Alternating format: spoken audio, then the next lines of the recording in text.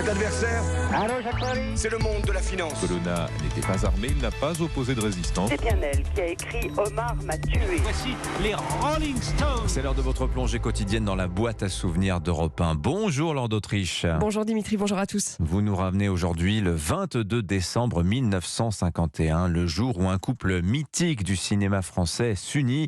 Yves Montand, Simone Signoret, ils ont alors tous les deux 30 ans. Oui, c'est le poète Jacques Prévert qui les a présentés l'un à l'autre 2 ans plus tôt. Simone Signoret lâche tout pour Montand. Elle dit qu'elle est sa groupie. Ils s'installent ensemble à Paris. Interview du couple sur Europe 1 en 1962. Ça marche pas mal, oui. Je crois que ça marche pas mal et nous sommes très contents de tout ce qui nous arrive.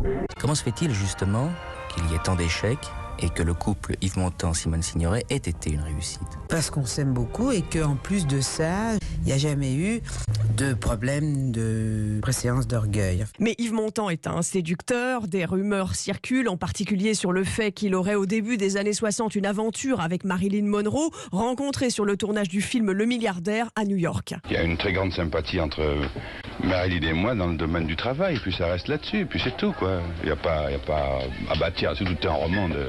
Ça met de la, comment dirais-je, de la mauvaise humeur dans mon ménage, et comme dans mon ménage, mon Dieu, mais jusqu'à présent ça marche très bien, je voudrais bien que ça continue. Yves Montand irrité par le sujet, et pourtant sa liaison avec Marilyn Monroe sera confirmée. Cela crée une cassure entre Montand et Signoret, mais ils continuent leur mariage, et au total ils tournent ensemble dans 5 films, dont L'Aveu en 1970. Alors les orages sont fréquents dans le couple. Cela dit, les 2 acteurs, au-delà du cinéma, militent lors pour des causes communes. Oui, comme en 1971 où ils militent ensemble contre la surpopulation dans les prisons. Tout le système pénitentiaire français qui est quelque chose d'inadmissible, et c'est la raison pour laquelle il y a des étudiants, des professeurs, des ouvriers qui sont en grève. Montand et Signoret finissent par se séparer au milieu des années 70. Simone Signoret boit beaucoup, fume énormément, se réfugie dans l'écriture, et elle raconte en 76 sur Europe 1 qu'elle n'appelle plus Yves Montand par son prénom. Je l'appelle Montand parce que l'emploi du prénom m'est apparu un peu difficile